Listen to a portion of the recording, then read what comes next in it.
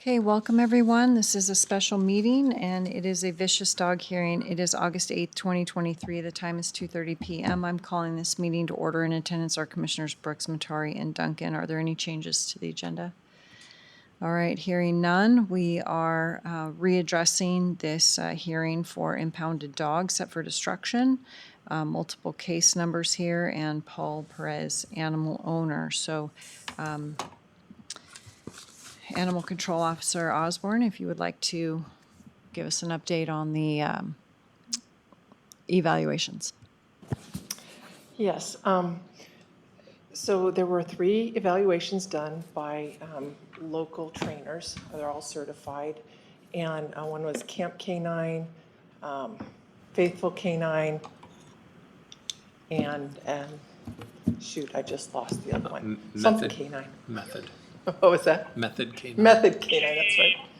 So, and they all basically came back with similar evaluations, to the extent that the dog does exhibit a high prey drive when it comes to, like squeaky toys that get thrown. He'll go after the squeaky toy, but once he realizes it's not running anymore and that's not, something more to chase after, then he stops and goes about his way. But there was no aggression shown towards any of the trainers, or when they would put food in front of him and try to take the food away from him, he would let them. He show no aggression, which is typically what would happen if you have a child, reaching in after food. And there was nothing. There was no aggression towards people in that manner. And so basically their thoughts were that he's not a threat to people, but he does have this prey drive that has led to the chicken killing, et cetera. So those results were then sent to you guys. My thoughts on that is that, and my suggestion would be to return the dog to Mr. Perez, to allow him to, because let me backtrack a little bit. I have noticed that he has put up, I went by his residence, and he has erected, he's built a really nice kennel for his dog. It's within an additionally fenced yard. Now granted, that was a very short fenced yard, and that's, that was questionable previously, but with this really nice kennel in there, if he follows the requirements to muzzle his dog before it leaves his house, he can take it to the kennel, which is in the same fenced yard, and then take the muzzle off once it's inside the kennel.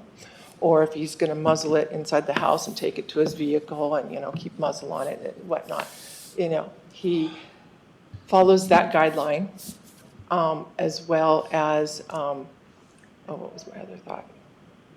Well, if he follows that guideline, I don't see that even if the dog should happen to get away from him because his leash, he trips and falls or something like that, and the dog gets away from him, there's no way the dog is going to be able to, even if it did happen to chase after a cat, it wouldn't be able to do any damage to that animal. So my thought is he has been showing due diligence to provide a proper kennel. He's put up signage all over his property. I believe he's taking this seriously and will prove to us that he can handle the dog. I'm hoping. I think if we return the dog to him with the understanding that should marbles be found, without his muzzle running at large, that he will be impounded immediately for destruction with no ability to appeal that, because we've already kind of gone through this process already. That I think he will hopefully show us that that won't ever happen. So that's my thoughts. Mr. Perez, are you prepared to abide by the guidelines if your dog is returned? 100%. You can push your, there you go. And Yes, you don't need to hold it. There you go. I am 110% prepared to do everything that it takes to make sure that my dog stays safe, the community stays safe, and that I do. I love him more than everything, and he loves me like that. And I built the kennel, like Ms. Osborne said, and I've got pictures. I've got a shock collar for him. I've got 2 trainers lined up that are willing to help me out with this. I'm disabled and money's kind of tight. I spent everything I had to get this dog kennel together in concrete and everything else. But yes, I'm more than willing to do everything it takes, keep him muzzled. I've got a different collar for him that I bring, so I can show you guys, because he was able to slip out of the one collar. But I've got this training collar, and I talked to a couple of trainers, and these are good, and they don't hurt him, but they can't get out of it. He was slipping out of the other one, and that was the problem. And I got a shock collar with a button and all that. And some pictures if you guys wanted to see this kennel. No, that's fine. We go by Deputy Good job. Osborne's Thank thing. you. Where'd you get the name Marbles? He came from Texas, and he saved me and I saved him. I had COVID really bad, and he gave me a reason to get out of bed and live. Went to Kootenai by ambulance, and long story short, I fell in love with him instantly, and he fell in love with me. I stayed with him for 20 minutes. He's the first dog I went to, and it wasn't because of his, I didn't even notice his eye, but he's got one blue eye, and it looks like a marble. And if you want, I can show you. This is Marbles right here, and he's got one marble eye. Let's see. And it's blue, so I kept it. I'm taking it that a kid probably named him that or something, so I just left it as Marbles. I like it. Okay. And are you able to secure the insurance? That's my problem I have. I've exhausted every insurance company that I could find. And since how my home is a tiny home, and I own the property, it doesn't have running water going to it.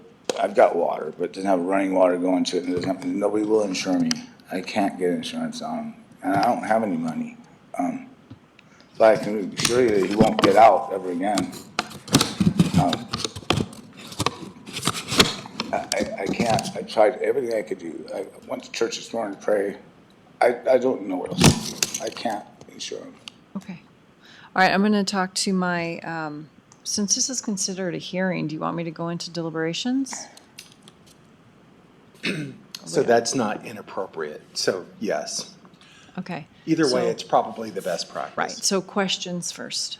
You have any Yeah. questions? I'm curious, are there any penalties for when a dog or an owner's animal causes damages to another person? Yes, there's ordinances where if a dog injures a person, then there's a violation of one of our ordinances. And- There's a whole myriad of them for different reasons, but yes. to answer But your- generally, the pet's owner is responsible for paying any damages if That would be a occurs. civil issue. Civil issue. Okay. Okay. And that's why there's that possible requirement for having insurance. You know, if you've got a dog that is really vicious and has already shown to attack people, and it might cause, huge medical bills for somebody, then that's why we would require a large, up to $500,000 liability insurance. In this case, there was a few chickens, a dog, that were injured, killed, I should say, and even if he had had insurance for that, it wouldn't even come close to that, to replace the animal. So that's part of the reason why I brought up the idea that we do have the ability to waive the insurance if we feel it's adequate to do so. I could foresee at most, say the dog were to chase after a larger animal, like a horse, and injure it. But if it's wearing the muzzle, it's not going to be able to bite it, right? Right. So that would be probably at most any cost associated with that. Yeah, because some people have these breeds that do cost a lot of money. So if an animal was killed or severely damaged, that breed would cost a lot to replace. Yeah.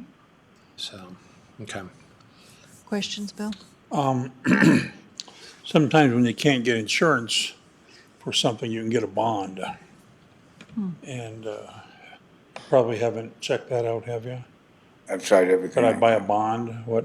Oh, I don't have the money to buy a bond at this point, but I mean, if it meant me giving up my whole property, I would to get my dog back. What kind of,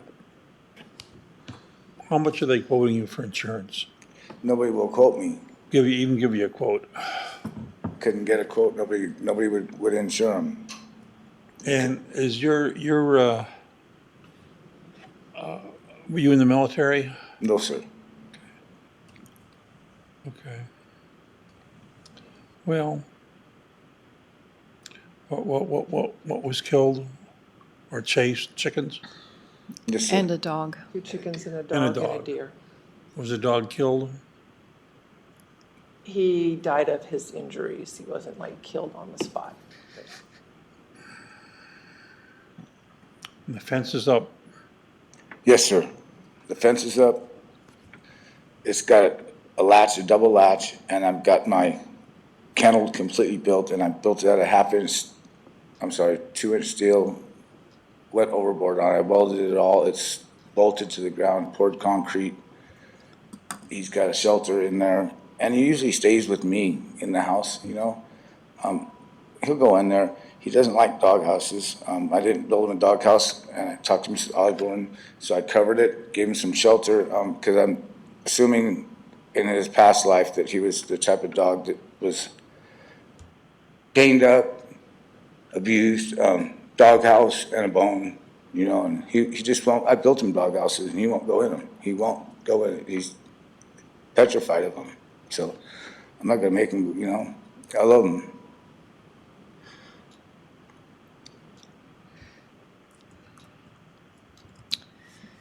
Okay, any further questions? No. Then I would take a motion to enter into deliberations. Go ahead. I move that we enter into deliberations for case numbers 23-23900, 23-C as in Charlie, 23320, 23-11472, 22-25015, and 23-29133. I second the motion. Bill Brooks, Aye. Commissioner Matari, Aye. Chair Duncan. Aye. Okay, so this is just a discussion between the three of us, and we won't be speaking to other people. I don't have a problem with the suggestion. My only concern is with no insurance or bond or anything. That I think is just what I have an issue with. I think, you know, agreeing to the muzzle, and then if those things are not agreed to, then unfortunately the dog will be impounded and destructed, as Deputy Osborne indicated. But I'm not sure how to get around the insurance issue. So, I thoughts? don't think we have to have insurance. Correct. And I think you understand how serious this is one more time. And I understand. so if you care about your buggy, you better be on top of this one, because he hurts another animal. And it doesn't sound like he's much of a danger to people at all. But did recommend, one trainer said, keep him away from little kids.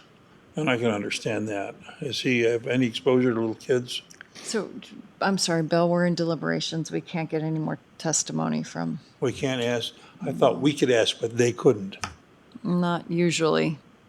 We should just, Well, not typically, but we can do it in this setting. okay.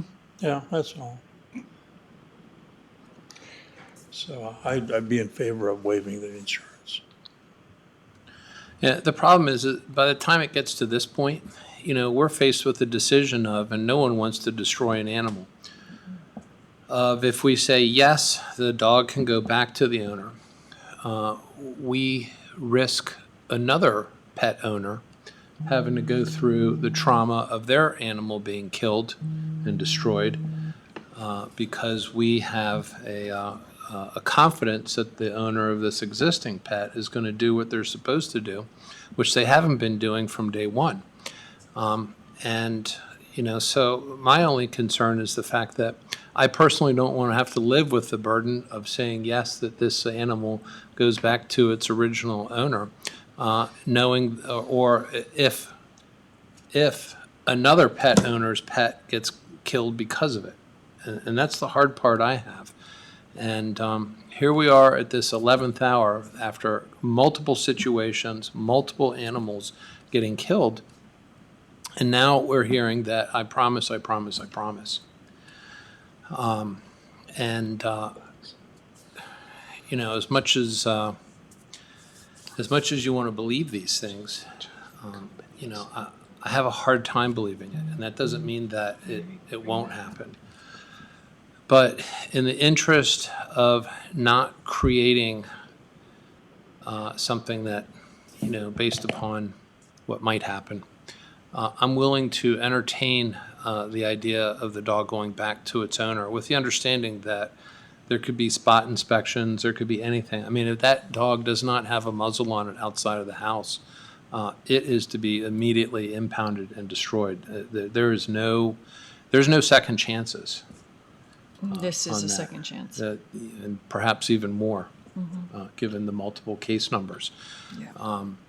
And I have absolutely zero, concern for the pet owner because they don't care about the other members of the community and their pets.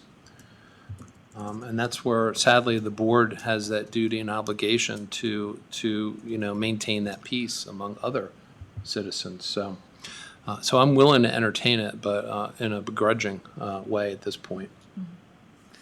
I guess it's still just a struggle for me because the risk is high to return the animal without any type of bond or insurance. If, something were to happen, then not only did we expose another pet owner, but we exposed one knowing that there is no financial recourse. So I really, really struggle with that. And, I want to believe Mr. Perez is going to do the right thing and that we won't ever have to address this again. But it's already, 4 or 5 cases. So I'm not sure how to do the bond issue with that. But, I mean, if you two are willing to return without any type of financial backing, then that's I don't think hard. there's any way to get any financial recourse. You don't own that home, do you? I own the property, sir. You own the property. Yes. And the home is not, it's not permitted to live in, really. So I can't get insurance on it. Okay. But what I'm saying is somebody could sue you. Oh, yeah.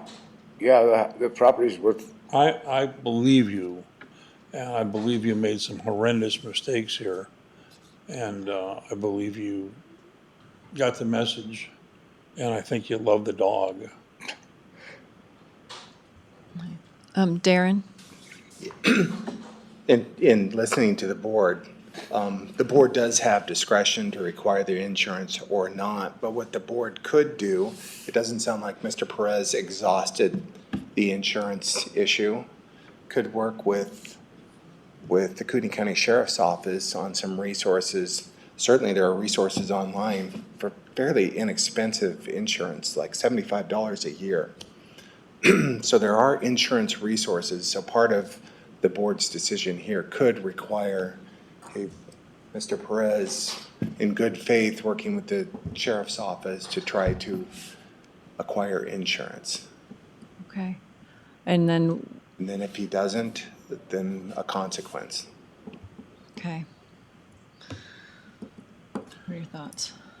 I'm fine with that. I also think that this hearing kind of sets the record, too, that the pet owner has clearly been negligent, at the least. This is that one opportunity to rectify that situation. And if they don't, it's another indicator of additional negligence, which I think from a litigation standpoint would not bode well for the pet owner. So I would definitely say be careful, because if some harm comes to another person's pet, I think they would have a pretty good case.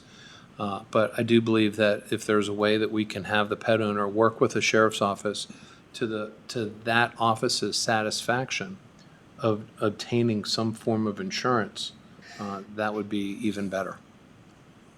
Okay, That's the best, and my vote would be destroy the dog immediately if that dog had attacked a human being or a child. Just want that really clear. so I would be willing to propose a motion, and somebody can add to it if they'd like to. I move that we return marbles to the pet owner with the following, not exclusive, but inclusive of being muzzled when outside the boundaries of the kennel or the home, and that the signage remain, that the pet owner work with the sheriff's department to get some type of financial responsibility. And I would say, $10,000 is probably a decent amount, to your point, expensive breeds. And that should the dog be impounded again or caught without the muzzle, that it would be set for destruction with no additional due process. And the board would include in there that all fees and fines must be paid within some reasonable period of time. Okay, and all fees and fines within 2 weeks? Is that reasonable? Seems reasonable to me. Did you say 2? 2. Yeah, there's impound fees in order to get the dog back, so. Okay. I second the motion. Bill Brooks, Aye. Commissioner Matari, Aye. Chair Duncan. Aye. All right, public comment? All right, it is 2:52, meeting adjourned.